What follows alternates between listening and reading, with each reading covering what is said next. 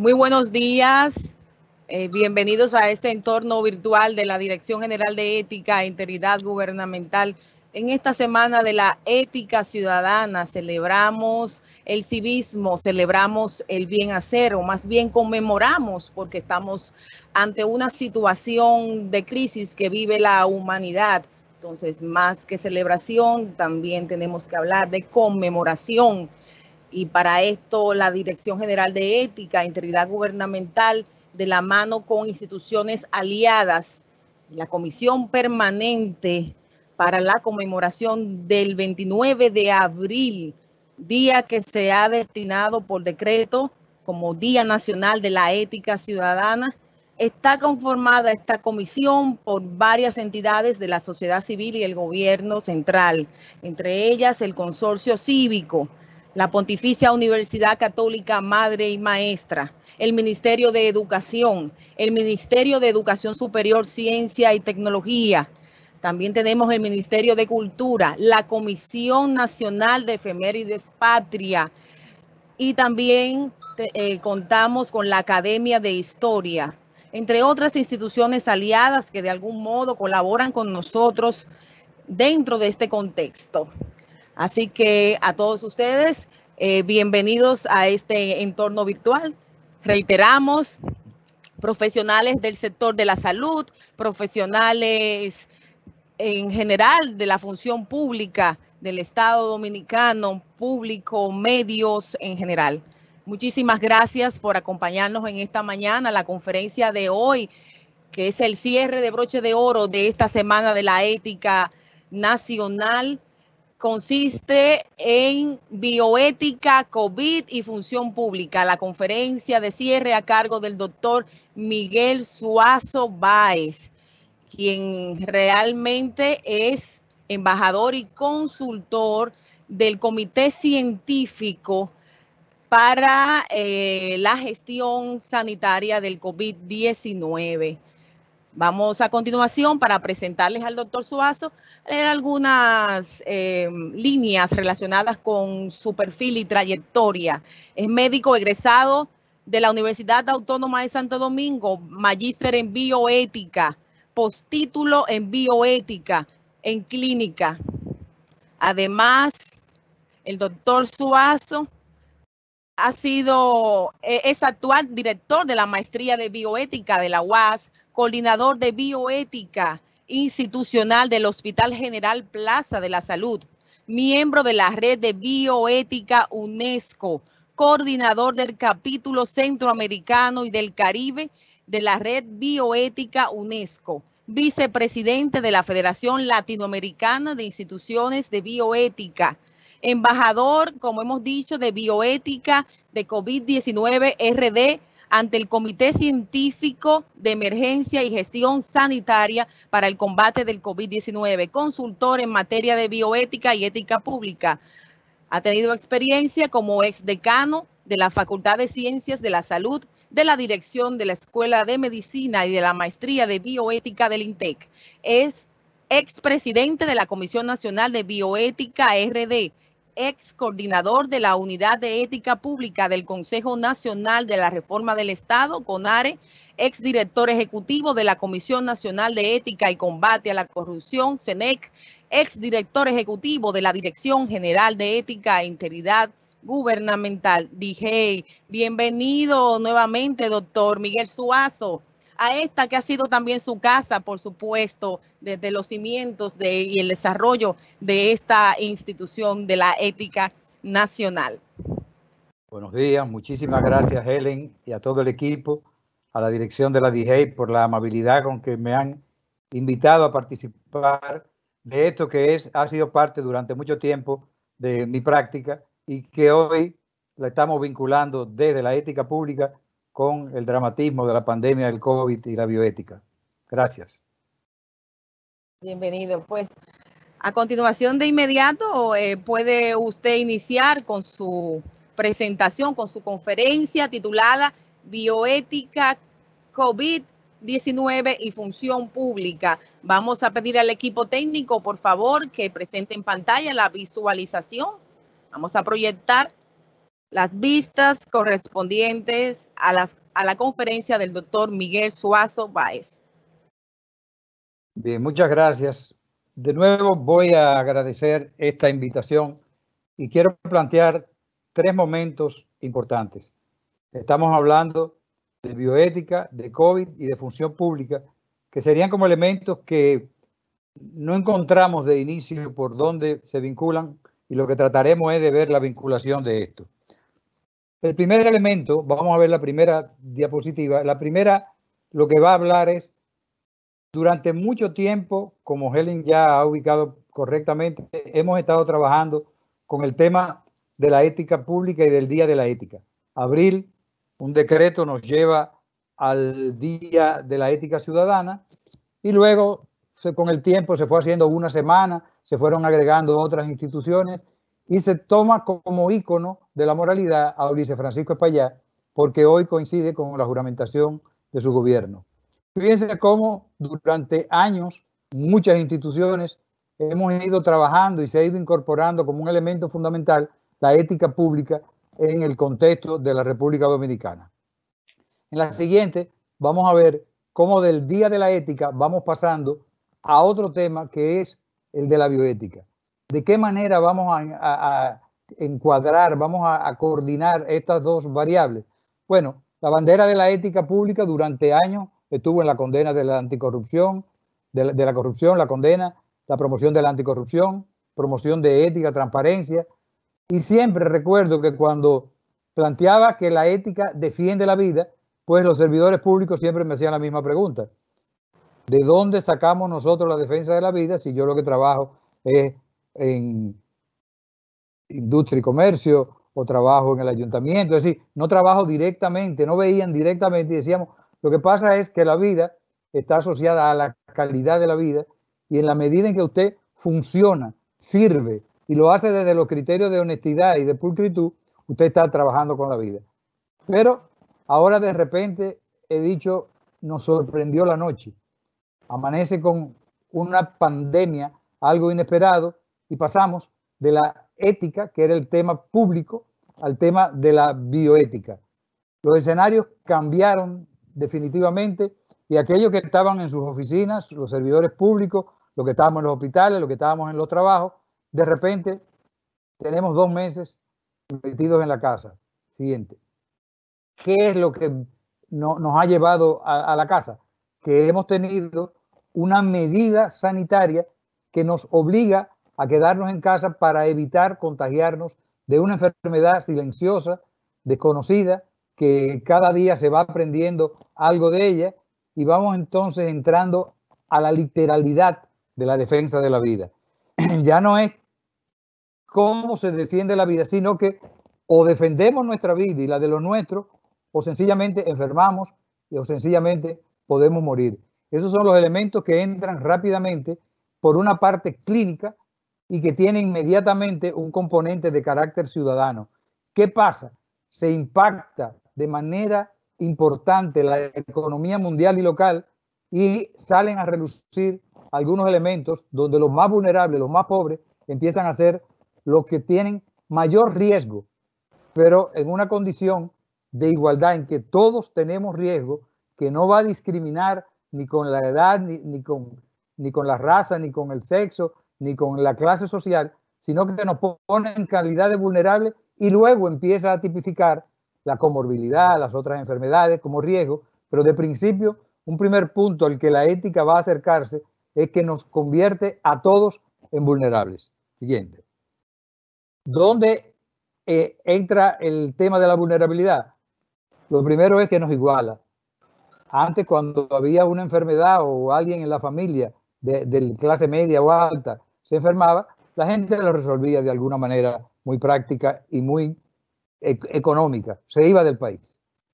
Ahora no hay para dónde ir. Se iban a curarse en los hospitales norteamericanos o europeos. Ahora no hay dónde irse. Ahora todos entramos en una condición inicial de igualdad, pero también en una inicial de desigualdad, porque hay más vulnerables, unos son más vulnerables que otros. Aquí entran 2 elementos que para mí son fundamentales.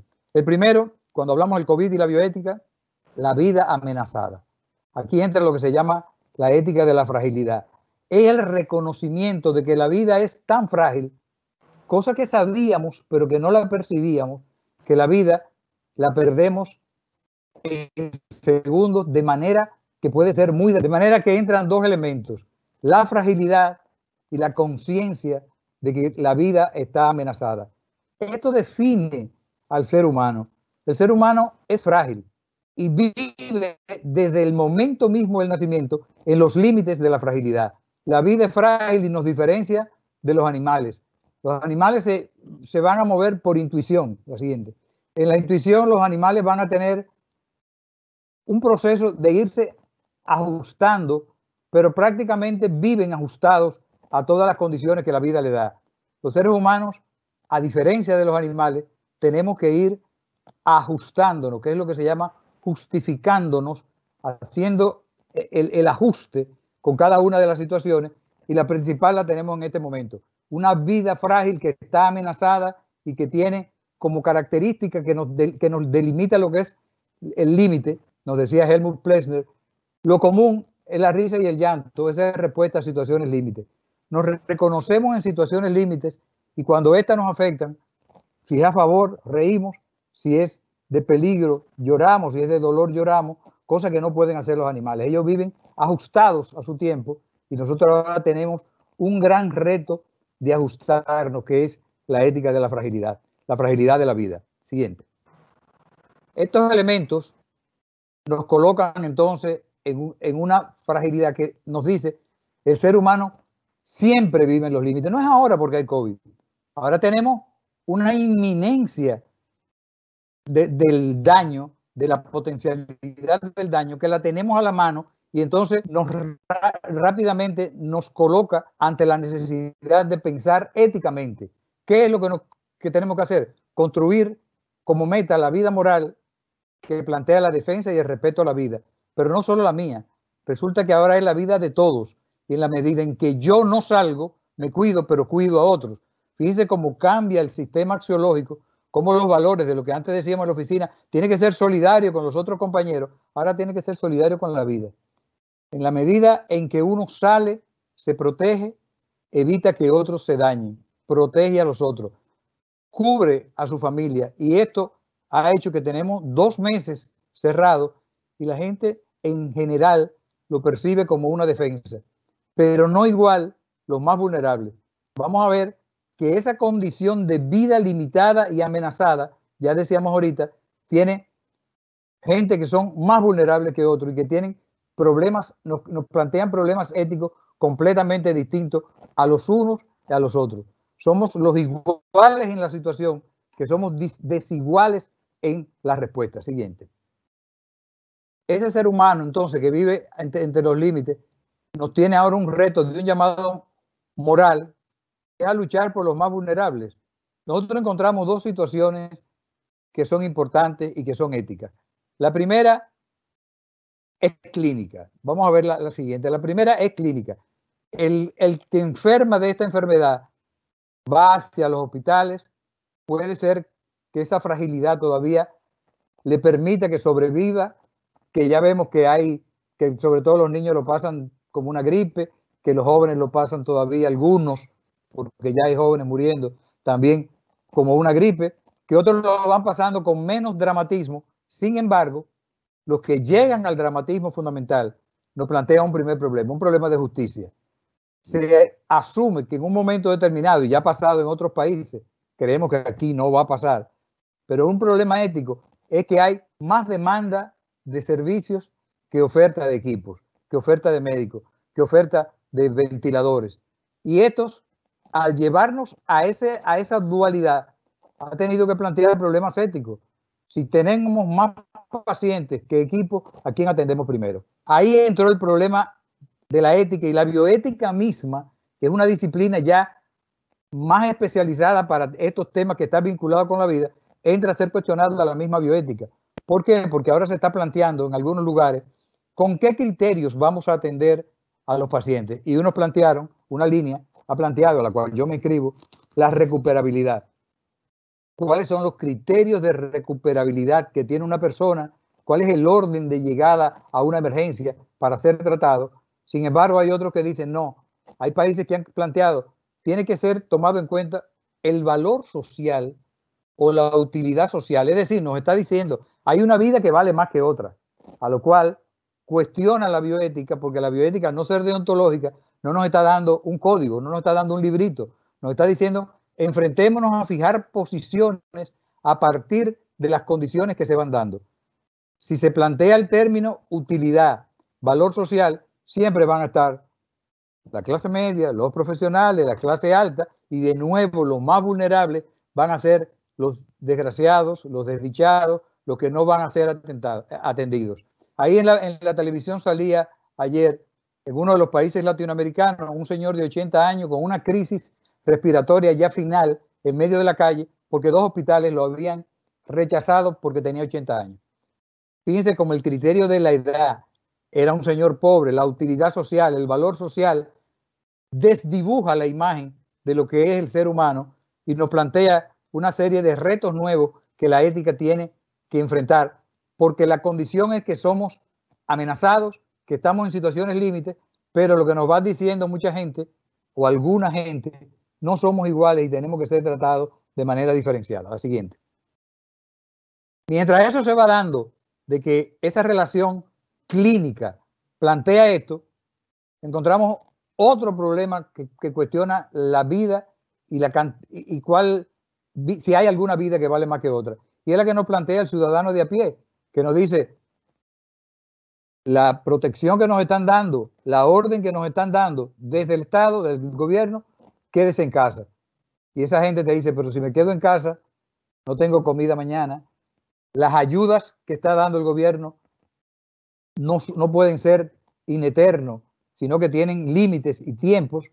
Y esta gente dice, y en la casa que yo vivo, con tan poco espacio y con tantas personas y sin alimentación, ¿qué es lo que me queda? 2 opciones, prácticamente la misma que el hospital.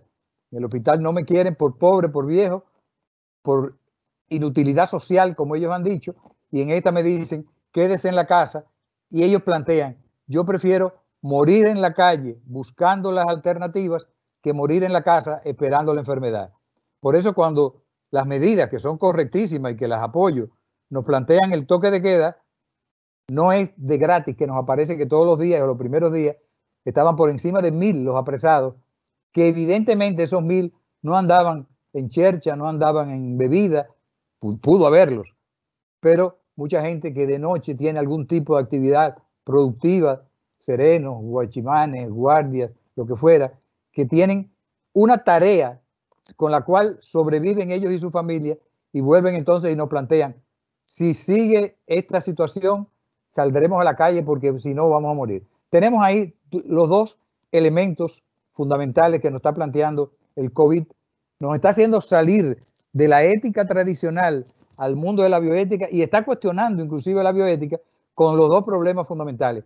La vida amenazada de la ética de la fragilidad y la segunda, los más vulnerables son los más perjudicados porque se está dando una falsa conceptualización de que hay una vida distinta a la de la otra o que una vida vale más que la otra. Eso es el elemento básico de lo que plantea la ética de la fragilidad. La siguiente.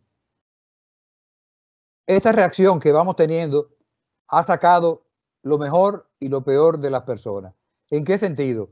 Tenemos un personal de primerísima línea, donde han estado el personal de salud, los custodios, que son los guardias y los militares, que están arriesgando y que ya muchos han muerto y han caído, porque están planteando cómo proteger y desde el Estado están asumiendo lo que es la ética del cuidado. Al Estado, como gestor del bien común, le corresponde cuidar de la población. ¿Y qué pasa? Que tiene una preferencia por cuidar de manera preferencial, valga la redundancia, por los más desprotegidos, que ya hemos visto en qué situación se están encontrando. Hemos visto casos como los señalados en Puerto Plata en estos días, donde todo ese esfuerzo que se ha hecho desde el Estado con los de primera línea se ha puesto en juego y entonces es una forma de volver o de agravar la situación. Si vivían en Puerto Plata, que el control iba muy bien, Ahora hay una duda de qué pasará en 15 días después que el proceso de desarrollo del virus aparezca con sus consecuencias. ¿A qué podríamos estar? Lo que estamos viendo es que hay una actitud antiética en que la vida es amenazada y ahora otra población, ya que estaba saliendo del drama, vuelve a ser colocada en situaciones de límites extremos. Siguiente. ¿Qué vida vale más? ¿Cuál es el valor de la vida? Ninguna vale más. Todas valen iguales, pero la realidad social nos lleva a este drama que estamos planteando y que estamos viendo. Esas figuras, esas personas de la primera línea, están cada día en las trincheras, bregando con la muerte de otros, pero arriesgando y poniendo en juego la vida de ellos mismos. Ambos están amenazados por el virus, pero ya hemos visto que la respuesta y el riesgo es mayor en los que tienen peores condiciones de subsistencia o peores condiciones materiales de subsistencia, los más pobres. Siguiente. Estos elementos que nos está planteando el valor de la vida, estamos viendo cómo un rechazo nos va llevando a la necesidad de que tengamos propuestas. Entonces no puede ser, ya cada vez los códigos de ética en esta situación nos sirven menos porque necesitamos más de la bioética.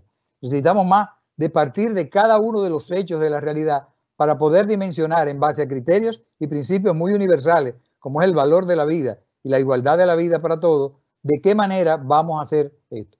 A mí no, yo decía, no me quite el sueño pensar de que los hospitales aquí van a discriminar por edad o por valor o utilidad social. Y una prueba la da el mismo Puerto Plata. Por eso yo escribía, el asunto no es con Puerto Plata, se da en Puerto Plata. ¿Por qué? Porque la bonomía del dominicano ha quedado manifiesto porque el Hospital Público de Puerto Plata, la siguiente, cuando han atendido a dos señoras de más de 100 años de edad, han hecho todo el abordaje terapéutico, han metido todos los insumos habidos y por haber y los costos y han salvado a estas dos señoras. Eso no hubiera pasado en los otros países donde la línea ha ido descartando, discriminando y seleccionando como si fuera una casta que tuviera más valor uno de otro.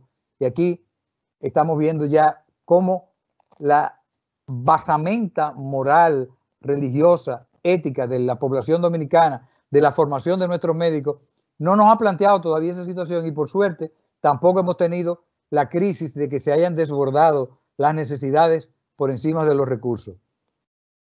No así con los que dicen que prefieren morir en la calle buscando sustento que salvar, que morir en la casa esperando que el virus los agote y que ellos no tengan de qué vivir. Es decir, el problema ético lo tenemos ahí.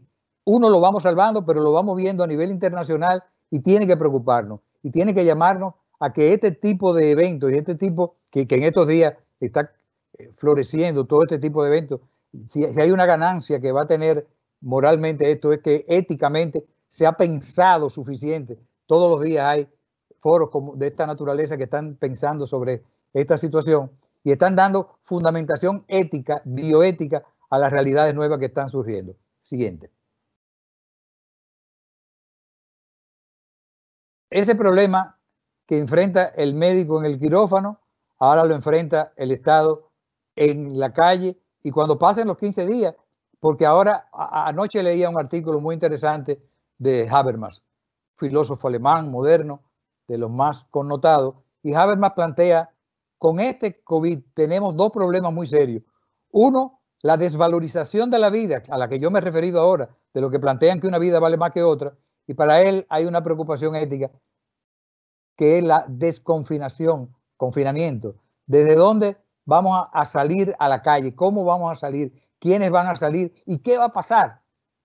Pero algo hay que hacer, y esa parte de la ruptura del confinamiento plantea un nuevo problema ético que desde Habermas vamos a tener que irlo pensando también lo que estamos trabajando en estas líneas de la parte política de la crisis del COVID-19. Siguiente. El segundo elemento, el que decía, además de la ética de la fragilidad y la vida amenazada, nos la plantea otro filósofo alemán ya fallecido, Hans Hohner, que nos habla del sentido del temor. Él le llama la heurística del temor. La heurística es como lo que encuentro, la vuelta que le busco a las salidas que hay que hacer ante esta situación, ante una situación. Ante esta, lo que él llama la heurística del temor, dice que en realidad la amenaza nos da miedo. Y hay gente que plantea que no debemos seguir metiendo miedo, que debemos de suavizar los datos. No, todo lo contrario.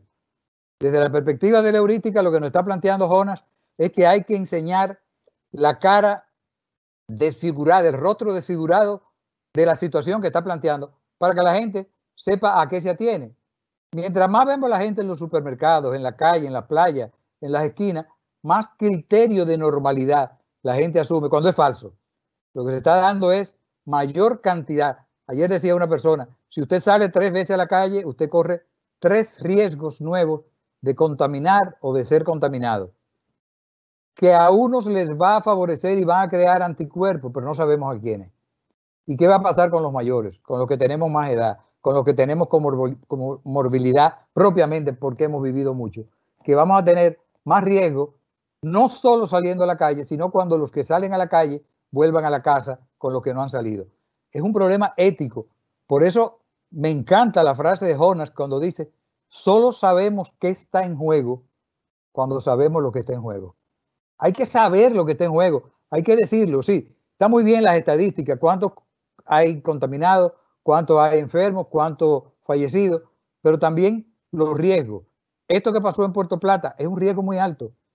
Es poner a miles de personas al riesgo, pero al riesgo exponencial de que sigan contaminando y que la pandemia, la epidemia nuestra, vuelva hacia atrás en términos de números o nos aumente la casuística de infectados o de fallecidos.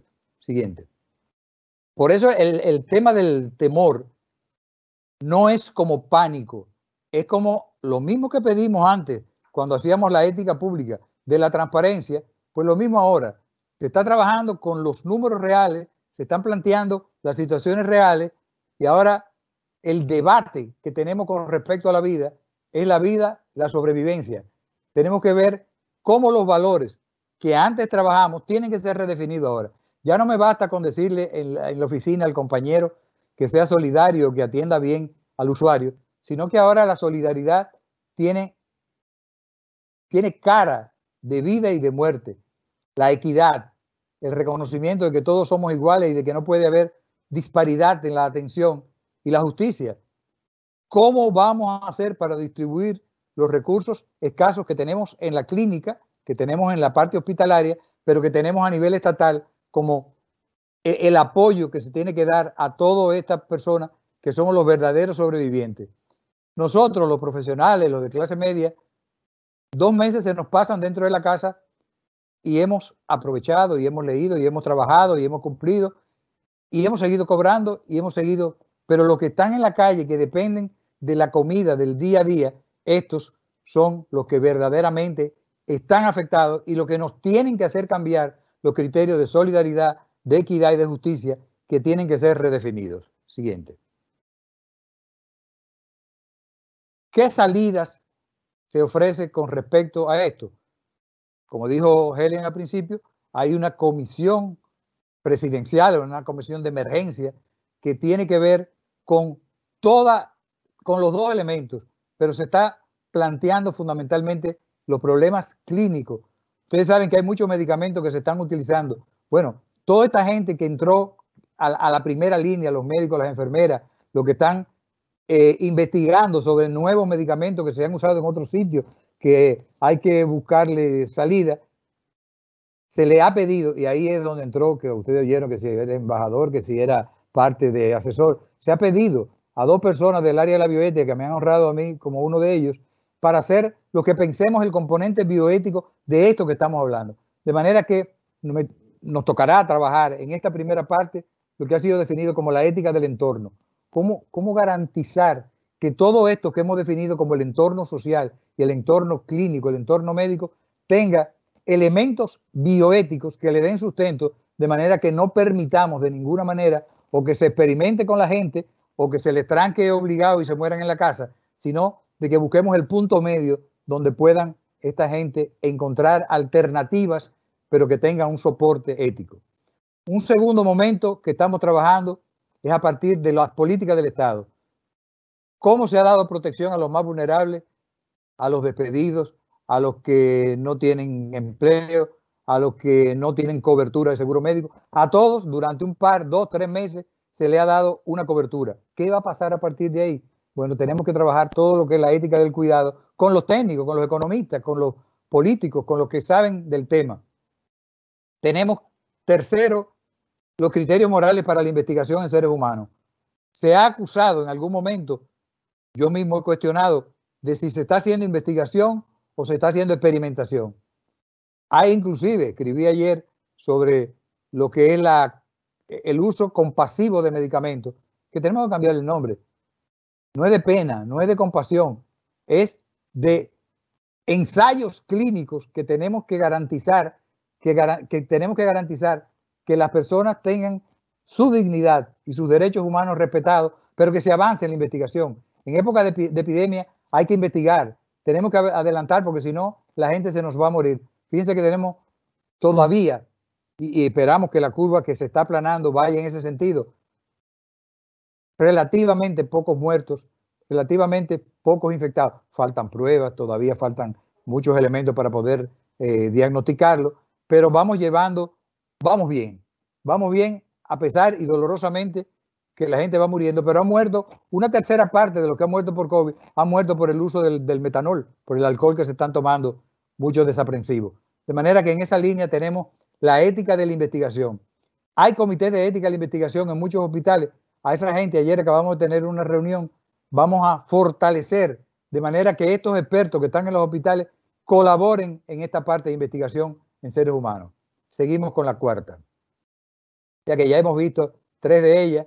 La cuarta es lo que se ha llamado el triaje, cómo se seleccionan a las personas, ya hablé de eso, y lo que quiero plantear es que lo que debe prevalecer es el criterio de recuperabilidad.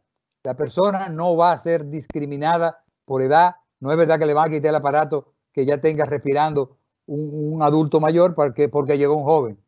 Tiene que haber un concepto de igualdad, tiene que haber ante casos iguales, respuestas iguales. Eso es lo que estamos garantizando de lo que es la ética de la recuperabilidad. La atención final a esos ingresados, ¿de qué se queja la gente? De que los familiares se los llevan, no pueden acompañarlos por la gravedad de la contaminación, del contagio, que muchos no saben de ellos después en los hospitales, que se mueren y se enteran días después, o que no saben qué hicieron con el cadáver. Estamos trabajando con otro grupo en esa parte de la ética del cuidado, la ética del entorno y la ética de la responsabilidad.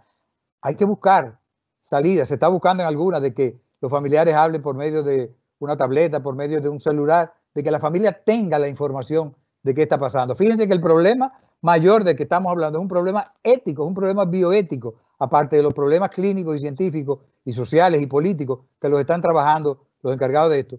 Y por eso surgió ese comité de emergencia y ese comité científico al que estamos, desde donde estamos operando con estos elementos que ya he llegado ahora, para evitar caer, para evitar que exista una negación a los derechos de lo que es la dignidad humana. Siguiente.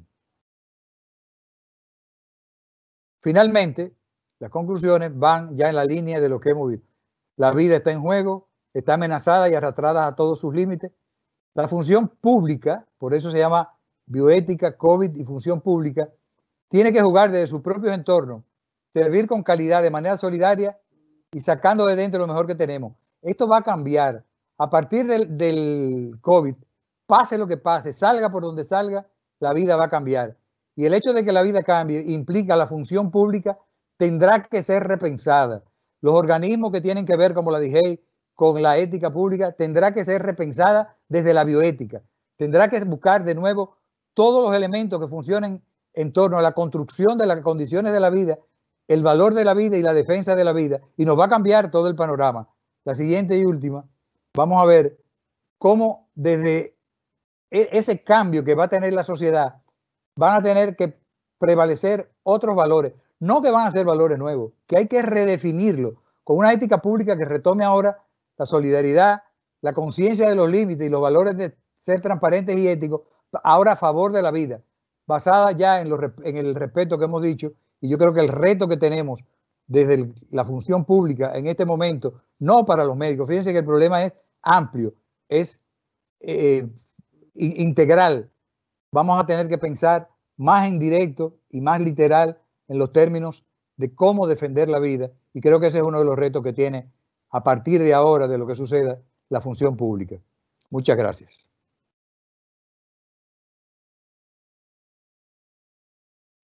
Muchísimas gracias, doctor Miguel Zuazo, por esta conferencia tan importante para la vida, bioética, COVID-19 y función pública.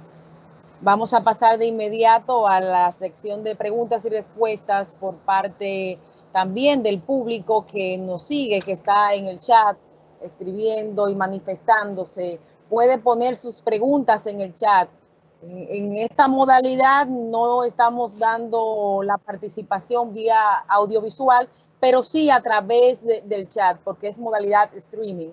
Sin embargo, le vamos a permitir, por favor, para que usted pueda escribir y puntualizar. Ya veo algunas preguntas, pero vamos a iniciar de nuestra parte con una última pregunta relacionada justamente con este cierre que usted ha tenido, doctor Zuazo, sobre el tema de la función pública.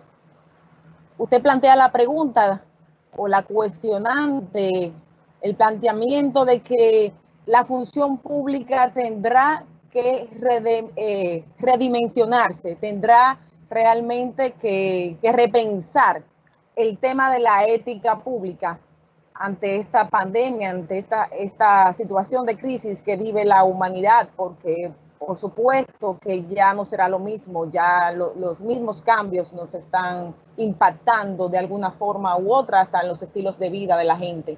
Entonces, en ese sentido, doctor, ¿cuál sería su propuesta desde la función pública? ¿De qué manera puede redimensionarse esta función pública desde el plano de la política ética aplicada? La función pública, por definición, tiene un sustento muy deontológico, y es bueno, no digo que es malo, digo que ha cambiado la situación ahora. La deontología nos da muchos códigos. Ahora quizá vamos a tener que depender menos de los códigos y más de la bioética. La bioética parte de los hechos. ¿Y cuáles son los hechos? No sabemos lo que va a pasar.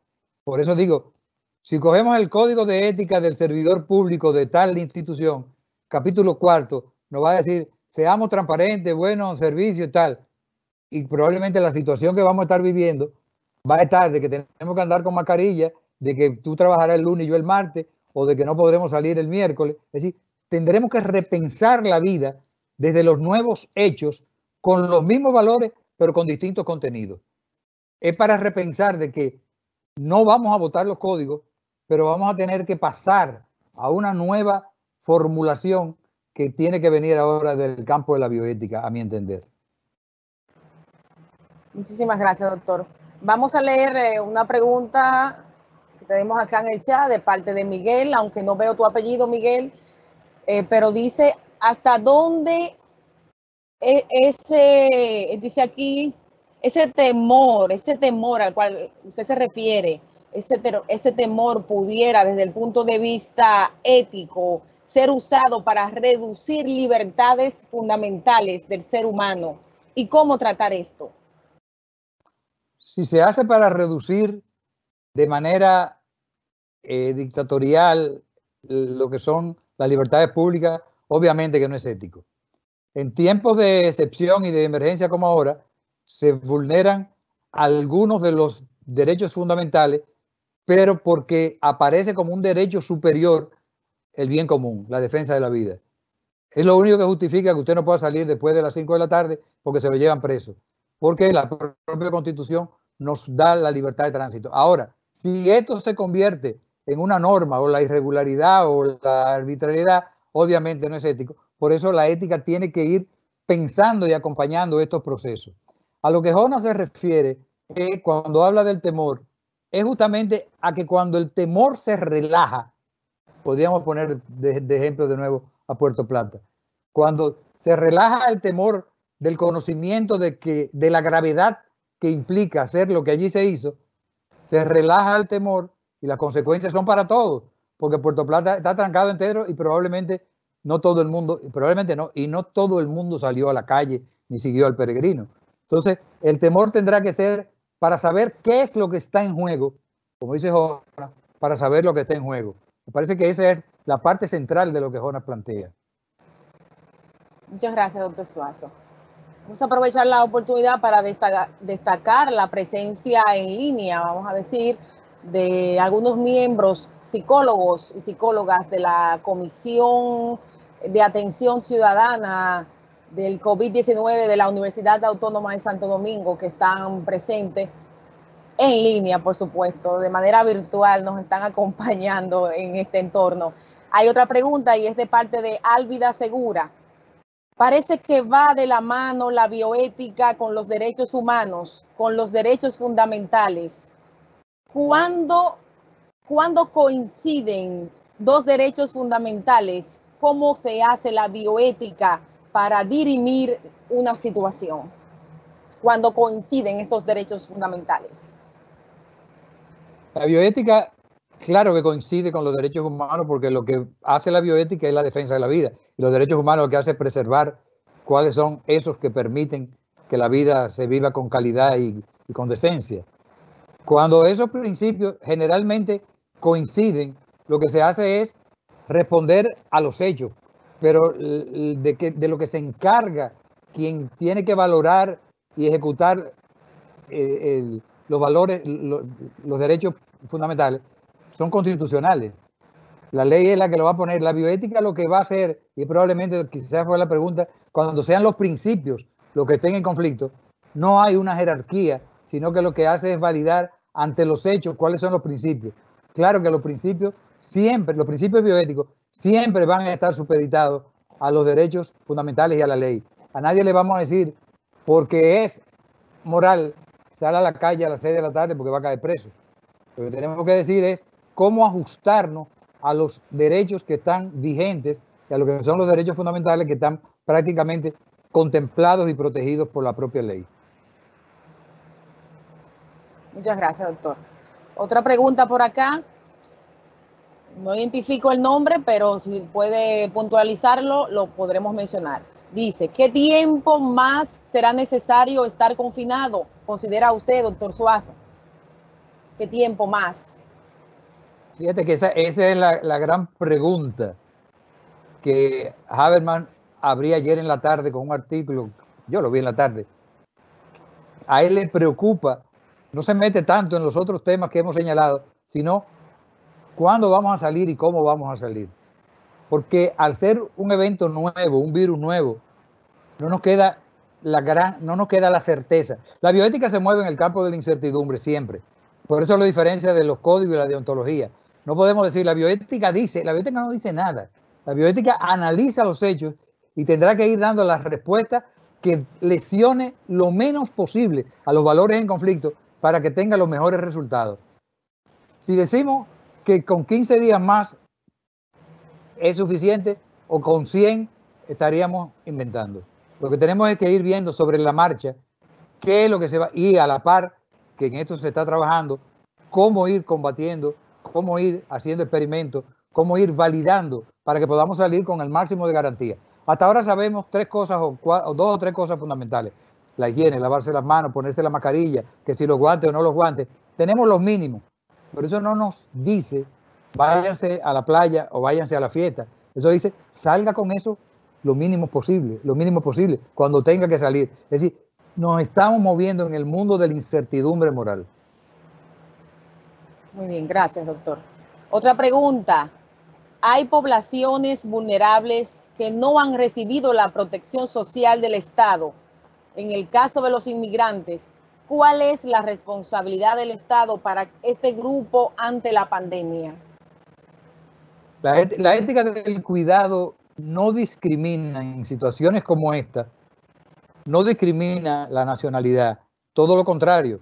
Pongo un ejemplo que es público. Muchos haitianos se fueron porque se paró la construcción, se pararon los trabajos y se fueron, pero muchos se quedaron, o ya muchos tienen familia. No es cierto que al llegar al hospital le van a decir, por lo mismo que hemos planteado, le van a decir, a este no porque es viejo, a este no porque no tiene valor social, ni a este no porque es extranjero. Van a ser atendidos. Ahora, en la medida en que más extranjeros se quedan, más vulnerables tenemos y menos alcanza lo que tenemos. No hay duda de que las medidas que han sido tomadas son para los desempleados, los que estuvieron empleados, y a ninguno le preguntaron de cuál es su nacionalidad. ¿Que va a empeorar la situación con esas situaciones? Obvio, evidente, y que hay que buscarle salida. El Estado le corresponde buscarlo, porque lo sabe, y en la medida que no se hace, se agrava la situación de los vulnerables en la clínica y en la calle. Muchas gracias. Dice acá, buenos días, ¿qué tanta información tienen los médicos de las emergencias sobre los síntomas reales de la enfermedad? Una vecina falleció por un infarto y la doctora en turno dijo inmediatamente que fue por COVID-19. Ejemplo, pone la persona acá que se expresa en el chat. Por favor, identifiquen sus nombres al hacer sus preguntas para poderle hacer mención, identificarlos. Muy amable. Bueno, yo tengo muchos años lejos de la clínica, de la parte del ejercicio clínico, pero obviamente la confusión, la falta de información. Sabemos, prácticamente todos sabemos lo mismo sobre el virus. Mucha gente de la calle sabe probablemente igual que muchos del personal de salud. Hay otros muy especializados que tienen mucho conocimiento. Y esto que usted ha contado puede estar sucediendo incorrectamente. Si es un infarto y hay forma de cómo demostrarlo y de cómo validarlo con un electro y con otros criterios clínicos. Pero hemos oído muchas historias de gente que en la televisión salió uno en México que salió corriendo del hospital porque él fue por un preinfarto y lo metieron junto con los pacientes de COVID y él fue el que se dio cuenta y salió corriendo y dijo, yo no tengo eso, yo tengo lo otro. O sea que estamos en una situación de incertidumbre, no solamente moral, sino todavía en lo clínico. Cada día se aprende algo. Cuando se dijo este medicamento es el que va, mañana se dice, este no es el que va. Mientras la televisión nos está diciendo, no juntemos los abuelos con los nietos, hay 3 estudios que salen diciendo, los niños no tienen los receptores que pueden transmitir. ¿Y a cuál le creo? Ese es el mundo que estamos viviendo en este momento.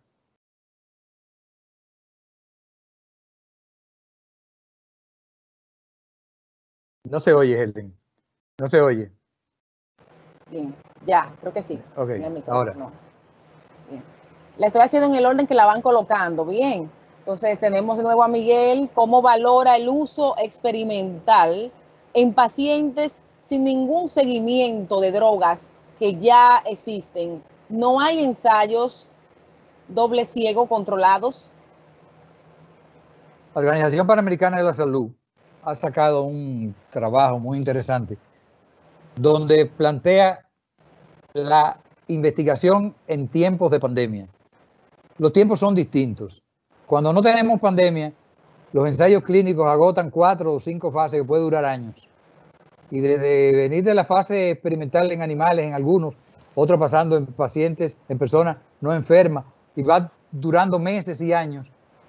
Cuando llega el momento como este, el ensayo clínico tiene que ser reducido necesariamente, tiene que ser validado, tiene que haber consentimiento informado, tienen que haber los componentes bioéticos de respeto a la dignidad, de no inventar con la gente, de que la gente apruebe y apoye, pero estamos en una situación completamente distinta. No estoy validando que se experimente con los seres humanos. Estoy diciendo que la Organización Panamericana de Salud ha hecho un protocolo para darle valor de investigación a lo que se está haciendo, que tenga el respeto a estas personas, pero que tenga la rapidez y la agilidad que necesita, porque nadie puede sentarse a esperar un año o un año y medio que salga la vacuna sin que antes salga un tratamiento. Muy bien. Y también dice, hay otra pregunta. Por favor, vamos a querer que identifiquen sus nombres, por lo menos antes de iniciar la pregunta, coloquen sus nombres para hacerle mención. Muy amables, gracias. ¿Cree usted que se modificarán leyes o se crearán algunas para dar paso a una nueva cultura ética a raíz del COVID-19? Alex Mora, de la empresa de transmisión eléctrica ETED. Gracias, Alex. Ha habido siempre una confusión, Alex, entre lo legal y lo moral. Son dos campos completamente diferenciados. De que tengamos que respetar la ley, en eso estamos claros, pero yo entiendo que disciplinas como la bioética se adelantan a esos acontecimientos y son los que pueden forzar, los que pueden inducir a que las leyes cambien, dándole un espíritu moral. En el 2001 teníamos, Helen se acuerda, el Código de Ética del Servidor Público, que era un libraco que no había quien la leyera.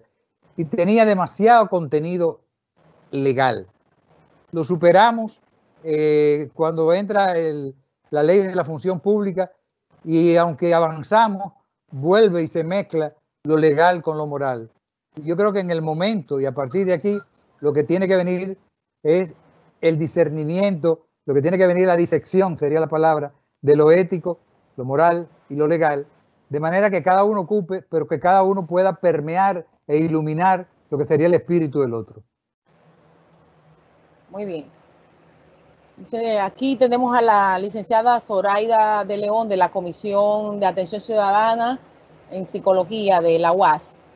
Dice la licenciada de León, cómo encontrar equilibrio entre la necesidad emocional del paciente de ser acompañado cuando está en UCI y la urgencia de permanecer aislado sin poder ser confortado. La ética en este caso se ubica en lo biológico, prevaleciendo sobre otras. Claro que no. Por eso hemos hecho la diferencia entre lo clínico, lo social, lo político, porque si uno de los elementos más terribles por lo que pasa a un paciente que esté hospitalizado es que no puede tener a su familia al lado, es que no tiene la posibilidad de que sepan de cómo va evolucionando, o los que mueren, de que no se tenga la cercanía del entorno familiar. Todos esos elementos que al principio fueron sumamente dramáticos, cada vez han ido distendiéndose de alguna manera. ¿Cuál es la propuesta? Aquí se habla éticamente del punto medio. Ni podemos tenerle a la familia tomándolos de la mano porque los contamina y porque hay más contaminados y por el riesgo que corre, ni tampoco podemos anularlo y decirle se lo llevaron y ya no lo vuelvo a ver hasta el día que sepa que se murió, si es que lo sabe. El punto medio, hospitales que conozco han hecho ya estrategias de que los familiares tengan informes periódicos, si no diarios, por vía de internet, por vía de celulares, de cuando los pacientes están en condiciones de poder comunicarse, llevarle una tablet, llevarle un celular. Es decir, que toda esta tecnología que estamos haciendo uso pueda ser aplicada y entonces, llegando al punto medio, estemos favoreciendo el componente moral de la atención y no quedarnos solo en la clínica. La clínica nos diría, aísle lo que no lo vea nadie, y hay que decirle, sí, doctor, pero tenemos que buscar la parte humana, y por eso la bioética permea, no es médica, no es clínica, es social fundamentalmente, pero pasa por la clínica, pasa por lo jurídico, pasa por lo político, por todas las áreas del conocimiento, porque es ética de la vida, no es ética de la medicina. Muy bien. Entonces vamos a ver, hay otra aquí, hay otra pregunta acá.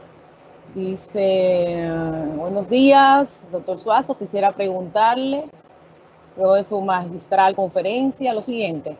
Pues decía, ¿en qué parte del cerebro se alojan los valores éticos y qué aspecto cultural no nos permite acudir a ella cuando tenemos que tomar una decisión, una postura socialmente hablando en cuanto a la cultura de los dominicanos específicamente, que es donde noto mayor dificultad para el ejercicio de la ética?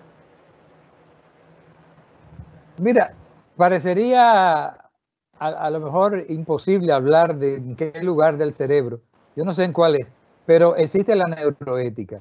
Se está estudiando la neuroética a ver cómo esos valores intervienen en la toma de decisiones en la persona, pero mientras tanto, si se llega o no se llega a la neuroética, sí sabemos que las personas nos movemos más por los valores. Y cuando digo los valores, no son los que conocemos, sino por lo que valoramos.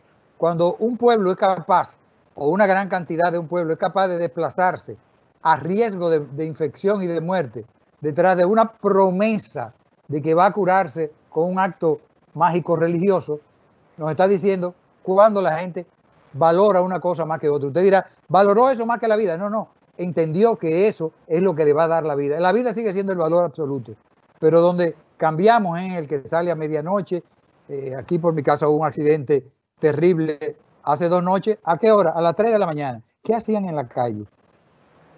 No sabemos quiénes fueron, pero pudo haber sido una emergencia, pero pudo haber sido un desaprensivo. Es decir, ¿quién valora algo? Quien valora algo más que otro, que es a lo que Jonas dice, mientras no sabemos lo que vale, no sabemos lo que está en juego, no sabemos qué es lo que está en juego.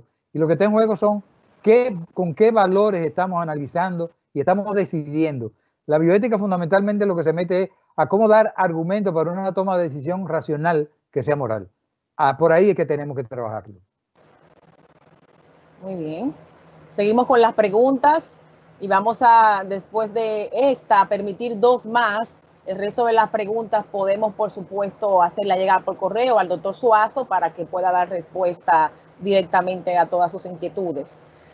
Distinguido doctor Suazo, la bioética de la mano del periodismo de datos en este medio y después de la pandemia, son y serán un binomio perfecto para la creación de las políticas públicas que preserven los derechos humanos. Ese es uno de los retos que tiene ahora la pandemia. ¿Qué va a pasar después de? Y obviamente todo el tema de los profesionales va a ser revisadas las profesiones como han sido concebidas o como las ejercemos. Y obviamente todo el tema de la comunicación es fundamental. ¿Cuál es una de las debilidades que tiene toda esta engranaje con el que nos hemos movido durante la pandemia? Que tenemos las redes, que tenemos la información, que tenemos los periodistas, que los comunicadores, pero yo creo que nos hemos quedado más en la información que en la educación. Yo creo que un reto grande que va a tener ahora estos sectores van a ser cómo trabajar los elementos de educación a la población con respecto a la defensa de la vida, porque déjenme decirle, y no es una buena noticia, es probable que después de la pandemia empecemos a vivir la época de las pandemias.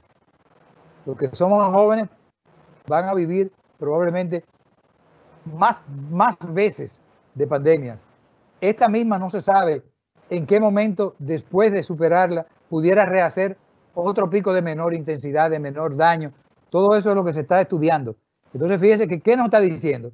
Si eso fuera verdad, todas las profesiones van a tener que ser repensadas y todas las instituciones, vuelvo a las instituciones, la bioética va a tener que ser repensada, inclusive ella misma. Yo creo que en estos momentos la bioética está siendo repensada. Cuando a mí me dice que alguien plantea el valor de la vida más por la edad o por la cantidad de, como le llaman en México, la cantidad de años por vivir, que el valor intrínseco de la dignidad de una persona, yo creo que la bioética tiene que revisarse también. Muchísimas gracias, doctor. Entonces, ahí, por supuesto, sin darse cuenta, el doctor planteó el paradigma de la educomunicación, uno de los mayores retos que tiene la carrera de comunicación social a través de los medios. Educar desde los medios y con los medios. Muy bien, entonces continuamos. Aquí hay otra inquietud y dice, vamos a permitir solamente 3, así que les agradezco por favor que sigan expresando sus inquietudes, escribiéndolas, que vamos a enviarla por correo al doctor Miguel Suazo para que pueda responderlas. Si bien es cierto que ninguna vida es más importante que otra, en caso de que un paciente de avanzada edad pida ser desconectado de un ventilador, de un respirador, para cederlo a otra persona más joven, si el médico procede a hacerlo, ¿estaría el médico actuando éticamente? Por favor, justificar esta respuesta. Existen lo que se llaman directrices anticipadas. Aquí no tenemos todavía la legislación que la sustente. Tendremos que llegar ahí. ¿Qué es la directriz anticipada? Es lo que usted hace un testamento vital ahora que está en condiciones de salud. Es decir, el día que esto me pasara, yo particularmente diría, no me reanimen, no me intuben. Ese tipo de cosas el médico, en los países donde tiene el sustento legal, tiene que respetarlo, si no es pasible de demanda. En el segundo caso, eso sí tiene soporte legal en el país, tiene que tener consentimiento informado. ¿Qué es el consentimiento informado? Es la información básica de todo lo que a usted se le puede hacer, todo lo que son los riesgos, los beneficios, para que usted decida y firme si quiere o no, si acepta o rechaza. De manera que en el caso que nos pone la pregunta, si esta persona o por directriz anticipada ya con una legislación o por consentimiento informado lo ha planteado o lo plantea en el momento y lo firma delante de testigos, esa era la toma de decisiones. Ya la bioética lo que plantea es que la toma de decisiones ya no está en manos del médico, sino en manos del paciente. Interesante. Aquí puntualiza Iván García. La imitación del esfuerzo terapéutico ante el paciente COVID-19 positivo es ética sabiendo que no hay una terapia específica. A la limitación, a los que no saben, la limitación del esfuerzo terapéutico se ha llamado en momentos críticos de un paciente o ya que no hay alternativa, en que se van limitando los esfuerzos. No es que se desconecta a nadie, que le jalan el cordón y deja de respirar, sino que se van bajando algunas del uso de medicamentos, no uso de antibióticos, de dopaminéricos, medicamentos para el corazón, etcétera, etcétera. Y hoy se le llama, a esa limitación se le llama inclusive adecuación del esfuerzo terapéutico, para que no se vea como que es una decisión del médico de querer hacer eutanasia con el paciente. Esa adecuación del esfuerzo terapéutico ocurre únicamente en situaciones terminales, cuando ya se sabe que no hay ninguna alternativa posible, y entonces tiene que haber ciertamente un diálogo entre los familiares, un diálogo con los médicos, pero la indicación médica va en que usted puede mantener con vida no, usted puede mantener con respiración y con latido cardíaco con una máquina a una persona que ya está muerta. Entonces pierde el sentido, porque la dignidad de la vida también nos establece la dignidad de la muerte, la dignidad del cadáver. Muy bien. Continuando con las preguntas y los planteamientos que ustedes hacen, ¿hasta qué punto la solidaridad debe imponerse en tiempos de post-COVID, al menos post-confinamiento, para seguir protegiéndonos como población con las medidas que afectan a los más ricos también, y que sean mejores redistribuidas estas medidas? ¿Será un buen momento para hacer reformas que distribuyan la riqueza en el país?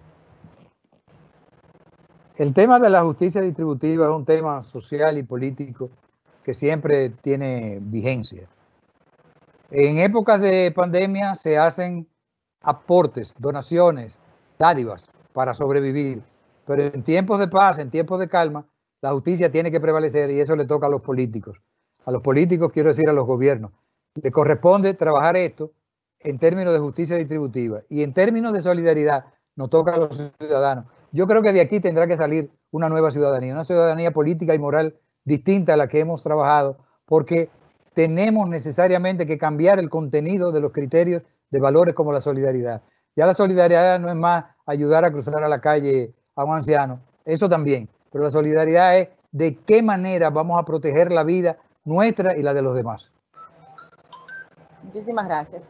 Vamos a permitir una última preguntita en términos de lectura, porque ya estamos cerrando este conversatorio de hoy, la conferencia magistral del doctor Miguel Suazo. Sin embargo, reiteramos que usted puede expresar su inquietud a través del chat y nosotros vamos a transferir las preguntas a su correo particular. De igual modo, quiero aprovechar la oportunidad para invitarles a formar parte de nuestra campaña Bien Hacer contra COVID-19, que está disponible en nuestras redes sociales, Twitter, Facebook, @DGIRD, Dirección General de Ética e Integridad Gubernamental, y también en Instagram estamos como DGIRD2. Así que por favor síganos, únanse también con el hashtag Ética Ciudadana, a propósito que hoy ya es el cierre de esta semana, vamos a decir activa, dinámica, colaborando, haciendo la Dirección General de Ética e Integridad Gubernamental un aporte a la sociedad desde el enfoque del bien hacer y la ética ciudadana. Entonces, vamos por favor, igual con la comisión permanente, por supuesto, que agradecemos como cada año esta propuesta para poder realizar esta cruzada a favor de la ética. Entonces, vamos a ver la siguiente pregunta. Pedro dice acá, debido a la situación que enfrentaron los médicos en Italia, ¿qué tuvieron que decir? ¿Quién vive y quién no? ¿Cómo debilita la ética personal e incide en estos países? Ahí se planteó como desde una perspectiva muy urgente, que obviamente no justifica. Lo que puede suceder en una situación crítica es que el médico tenga que tomar decisiones sobre la marcha por situaciones puntuales que se presenten. Pero cuando de manera predeterminada se establece, los ancianos no van, o los de mayores de 60 o de 70 o de 80, cuando discrimina, ciertamente estamos ante un evento que no es ético, porque la ética, justamente una de las cosas que la va a caracterizar es que no discrimina y que valora todas las vidas de la misma forma. Bueno, muchísimas gracias entonces finalmente al doctor Miguel Zuazo por esta importantísima conferencia sobre bioética, COVID-19 y función pública. A todos ustedes por mantenerse hasta este cierre de oro de la Semana de Ética Ciudadana. Muchísimas gracias por acompañarnos. Ahora vamos a pasar a la fase de cierre formal con los discursos y palabras puntuales de nuestras autoridades y de nuestros directivos en la Dirección General de Ética e Integridad Gubernamental, quien encabeza la comisión permanente para esta conmemoración. Y vamos a darle paso al licenciado David Pimentel, quien es el actual encargado del Departamento de Ética e Integridad. David. Muchas gracias. Buenos días a todos. En nombre del licenciado Lidio Cadet, director general de la Dirección General de Ética e Integridad Gubernamental, DIGEI, de nuestro director ejecutivo, el licenciado Jaime Marizán, reciban una cordial congratulación a todos los miembros de comisiones de ética, servidores públicos, invitados especiales, amigos que nos acompañan en este webinar de hoy, y a todos los que nos han acompañado a lo largo de toda la semana. Hemos llegado al final de la conmemoración de la Semana de la Ética en honor al expresidente Ulises Francisco Espaillat. Agradecer los trabajos y difusión, la participación de la Comisión Permanente para la conmemoración del Día de la Ética Ciudadana. Hemos agotado una agenda de trabajo y difusión de cara a los valores éticos en tiempos de pandemia, iniciando el lunes 27 de abril con una campaña mediática en todas nuestras redes sociales y en nuestra web institucional.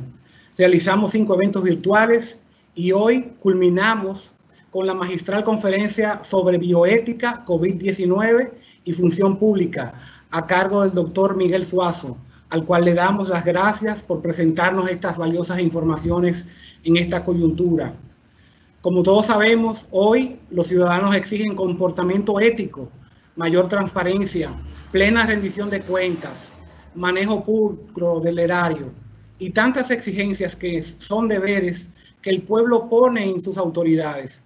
Y en la medida que las instituciones públicas cumplen su cometido, en la medida que nuestras comisiones de ética maduren, se desarrollen, se fortalezcan, ampliemos la educación en valores, en bioética, entre otras acciones de formación a largo plazo, se favorecerá el surgimiento de un sistema de convivencia más articulado, integrado, eficiente, donde las presentes y futuras generaciones nos sintamos orgullosos de vivir en nuestro país, honrando así la memoria de nuestro insigne Ulises Francisco Espaillat. Muchas gracias a todos por participar. Feliz resto del día y que Dios los bendiga. Muchísimas gracias, David, por tus palabras de aliento, de esperanza ante esta situación que vive la humanidad. Vamos, por supuesto, creo que está conectado.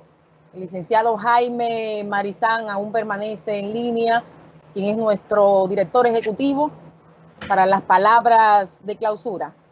Licenciado Marizán, ¿está? Sí, muy buenos días a todos y todas.